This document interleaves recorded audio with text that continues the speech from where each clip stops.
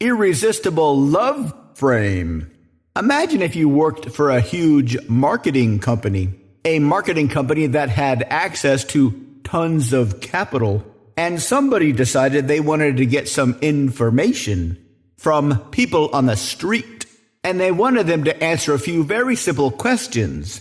Do you like a red product X or a yellow product X? Do you use product X more in the morning or more in the evening? 5 to 10 very simple questions like this, completely anonymous, no names required. And your job was to stand on the street corner. We'll assume you have all the proper licenses, etc., so the cops don't bother you. And the marketing department has budgeted a few $1,000s for this. And you were to go out accompanied by a couple of undercover armed guards.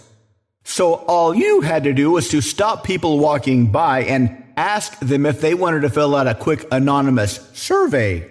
And those who did, you handed a $20 bill. No names, no hassle.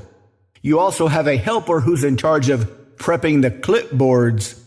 So all you have to do is get people to stop and fill out the quick questionnaire and hand them $20 out of your money bag. And to make this imagination even better, let's imagine you could choose the location. And let's say the first few days were so successful, this was your full-time job for at least a couple more months or so. Every day you'd choose a location. Somebody would drive the crew to that location. You and your sack full of money, a couple of trained guards, a couple of clipboard helpers, giving people money in exchange for answering a few questions. Now here's the question. Would it be difficult to interrupt people on the street?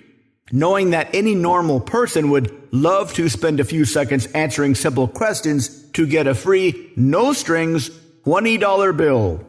Would you feel any social anxiety when stopping people? Here's an even deeper money question. Who precisely would you stop? Average people or sexy people? Normal people or drop-dead gorgeous people? Where would you go? Downtown?